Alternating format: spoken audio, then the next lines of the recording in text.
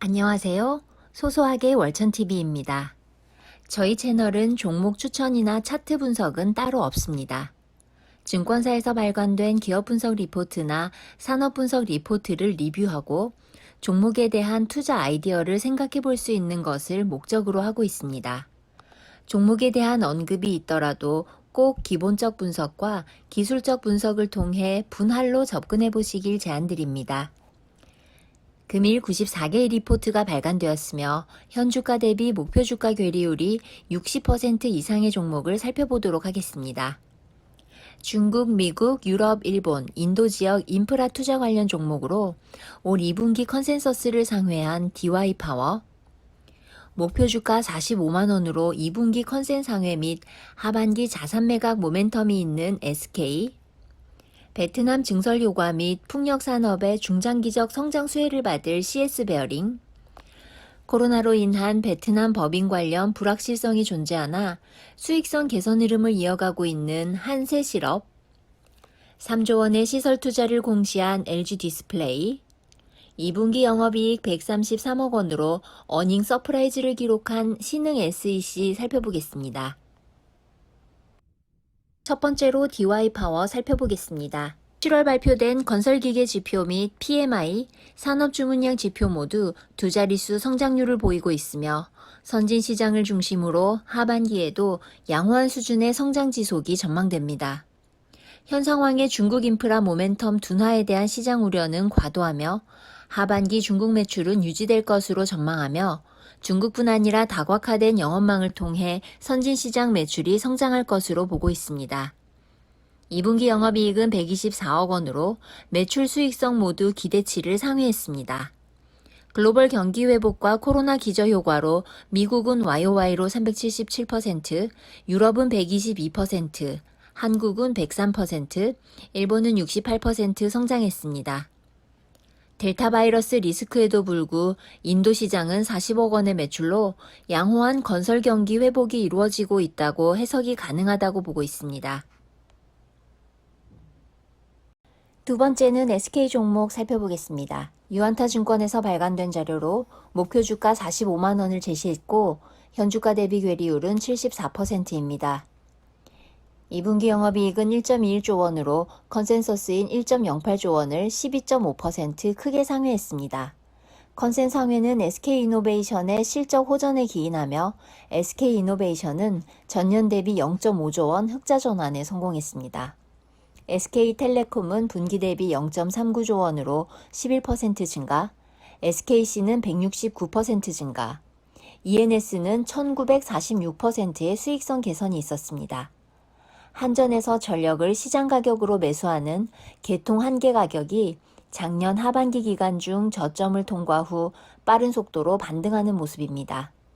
S&P의 가격 결정에 약 6개월 선행하는 두바이 유가는 배럴당 87달러를 기록했으며 금년 하반기 S&P 수준은 킬로와트 시당 100원을 넘어설 것으로 전망하고 있습니다.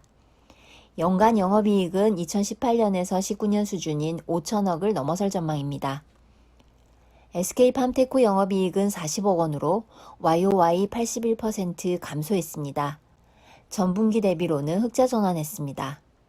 2분기 수익성 저하는 최근 인수한 유전자 CMO 기업인 이포스켓의 실적 반영이 시작되었기 때문입니다.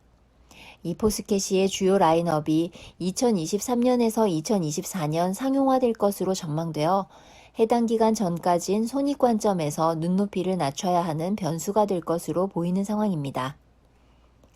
자회사 SK팜테코의 IPO 계획은 2023년 이후로 예상됩니다. SK 실트론 영업이익은 690억 원으로 매출과 에비타는 YOY 3.2%, 마이너스 3.6%를 기록했습니다. 동사의 관련 사업에서의 본격적 매출은 2022년으로 예상되고 있습니다. 주요 핵심 계열사의 성장이 유효하며 배당의 원천인 이노베이션, 텔레콤, ENS는 전년 대비 큰 폭의 이익 성장이 기대되고 IPO 예정 법인의 매출 성장도 기대 이상으로 충족되고 있습니다.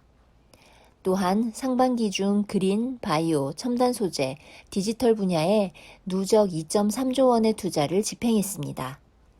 하반기 포트폴리오 중 일부 자산 매각을 진행할 것으로 전망되며 자산 매각 차익은 배당으로 이어지고 금년 예상 주당 배당금은 8,000원으로 20년 7,000원 대비 상향될 전망입니다. 세 번째 살펴볼 기업은 CS 베어링입니다. 목표 주가는 4만원이며 코로나로 인해 주의향 12메가와트급 대형 베어링 납품 스케줄이 기존 2022년 2분기에서 3분기로 지연됐으나 베트남 실적 기여로 인해 올해 내년 영업이익 추정치를 각각 40%, 13%씩 상향 조정했습니다. 최근 풍력 기업들은 원가 상승 부담으로 실적 가이던스를 하향 조정하고 있으며 디벨로퍼들은 미국 풍력 프로젝트에 대해 세액 공제 혜택의 연장 시 발주를 급히 확대할 필요성이 없어 미국 내 프로젝트가 루즈하게 진행되고 있는 상황입니다. 그러나 CS 베어링은 베트남 법인을 통해 수익성 개선이 진행 중이며 내년도 원가 상승분에 대한 단가 인상도 협의 중에 있습니다. BTC 연장 시 올해 미국 신규 풍력 설치량이 예상 대비 부진할 수 있으나 중장기적으로 동사 주력인 미국의 풍력 산업 성장성은 확대될 전망입니다. 2분기 영업이익은 22억 원으로 시장 컨센서스를 상회했으며 이익률은 7.1%입니다. 2분기 철강 가격 상승이 지속됐으나 비축한 재고 자산을 활용해 원재료비 부담을 일부 완화했으며 베트남 법인 가동률 상승으로 외주 가공비 및 인건비 등 고정비 절감 효과가 일부 반영되었습니다. 3분기 영업이익은 21억 원 예상하며 베트남 법인 설비 확장을 통해 외형 확대 및 수익성 개선이 지속될 것으로 전망합니다. 네 번째 살펴볼 기업은 한세실업입니다. 2분기 수익성 개선으로 어닝 서프라이즈를 기록했으며 원가단 부담에도 불구 레버리지 효과와 판관 비단 비용 축소로 OPM 7.5%를 달성했습니다. 베트남 법인 관련 불확실성이 존재하나 타 지역 대체 생산으로 수주 규모 자체의 영향은 제한될 것으로 보입니다. 하반기 원가단 부담으로 OPM은 6.7% 전망됩니다. 2분기에는 영업이익 308억 원으로 QOQ 4.6% 증가했습니다. 올해 하반기 양호한 수주 흐름이 예상되며 3분기 베트남 법인 생산 관련 이슈가 부담으로 작용하여 이연된 물량은 4분기에 반영될 것으로 전망됩니다. 동사 생산 물량의 60% 수준을 차지하는 베트남의 일부 공장은 9월까지 생산 제한이 이어질 것으로 예상됩니다. 원단 등 가격 상승세는 안정화 추세이나 원부자재 수급을 위한 물류 비용 부담이 상승하며 1분기 매출 원가율은 0.9%포인트 수준 소폭 상승했습니다. 하반기 일부 부담으로 작용하나 수익성 개선이 예상됩니다. 또한 중남미 니카라과 공장 증설이 4분기 마무리되며 동남아 지역 불확실성 확대에도 불구 지역 다변화로 장기적인 생산 리스크가 축소될 전망입니다. 다섯 번째 기업은 LG 디스플레이입니다. 동사는 중소형 OLED 시장 대응을 위한 생산 능력 확보를 위해 3조 3천억 원 신규 투자를 발표했습니다. 투자 기간은 8월 13일부터 24년 3월 31일까지입니다. 투자는 24년 초에 셋업이 완료되고 24년 하반기 생산에 돌입할 예정입니다. 3조 3천억 원은 6세대 플렉시블 OLED 기준 월 15,000장 규모이며 생산 능력은 현재 월 3만 장 수준에서 2024년 월 6만 장 규모로 확대될 것으로 보입니다. 증설 목적은 북미 고객사향 IT 제품 패널 대응 목적인 것으로 추측됩니다. 참고로 과거 수율과 기술력이 불안정할 때 LGD의 대규모 투자는 무모한 것으로 평가받았으나 모바일 수율이 80% 이상까지 올라오면서 기술력이 축적된 지금의 투자는 사업에 대한 자신감으로 해석되는 상황입니다. POLED 사업은 해외 전략국에게 물량 증가에 따른 가동률 상승, 수율 개선 등으로 실적 개선이 뚜렷하게 나타나고 있는 상황입니다. 3분기 영업이익은 2분기 대비 개선된 7,740억 원으로 전망되며 TV용 LCD 가격 하락 시그널이 나오고 있지만 그 폭이 완만하게 예상되고 있는 상황이고 대형 OLED는 하반기 흑자 전환이 기대되고 POLED 또한 큰 실적 개선이 있을 것으로 보입니다. 최근 LGD 주가는 한 달 10% 이상 하락했고 LCD 가격 하락을 우려하면서 시클리컬 산업에 대한 경계감이 주가에 녹아들어간 상황입니다. OLED 사업의 경쟁력 상승으로 과거 대비 안정적인 실적 달성에 대한 내용은 고려되지 않은 상황이라고 볼 수 있을 듯 합니다.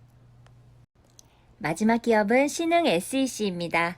최근 주가가 많이 상승했지만 어떠한 이유로 상승했는지 살펴보고 동일 섹터 내 다른 저평가된 종목을 찾아 투자할 수 있는 아이디어를 얻을 수 있을 거라 생각합니다.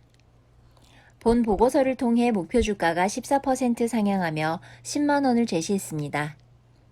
실적 추정치 상향에 따라 12개월 포워드 EPS는 기존 4,902원에서 5,797원으로 타겟 PER은 18배를 반영했습니다.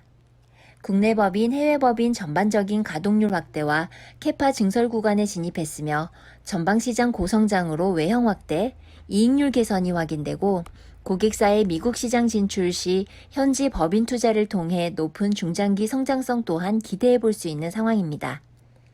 2분기 영업이익은 133억 원으로 QOQ로 58% 증가했으며 영위 컨센서스는 84억 원으로 추정치 96억 원을 대폭 상회하는 어닝 서프라이즈를 기록했습니다. 중대형 각형 캡 아세이 매출액은 541억 원이며 소형 원형 매출은 193억 원을 기록했습니다.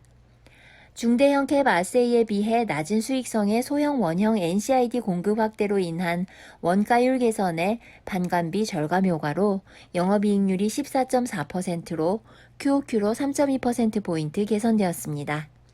올해 영업이익은 436억 원으로 전망되며 중대형 각형 캡 아세이의 소형 원형 NCID 매출은 각각 2,117억 원, 829억 원 예상됩니다. 헝가리 법인은 기존 5개에서 21년 하반기, 22년 상반기 추가 라인 증설이 예정되어 있으며 하반기 오산, 천진법인의 소형 원형 CID 개파는 각각 45%, 25% 수준으로 확대될 예정입니다. 고객사 미국 법인 설립 시 초기에 말레이시아 법인에서 공급이 예정되어 있으며 향후 미국 현지 법인 투자 가능성도 높은 상황입니다. 이상으로 신흥 SEC 종목 살펴보았습니다.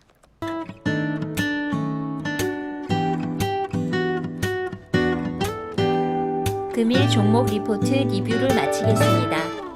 며칠간 장이 좋지 못했지만 결국 개별 기업의 주가는 제자리를 찾아갈 것으로 생각됩니다. 오늘도 긴 영상 시청해주셔서 감사합니다. 영상에 도움되셨으면 구독, 좋아요 부탁드립니다.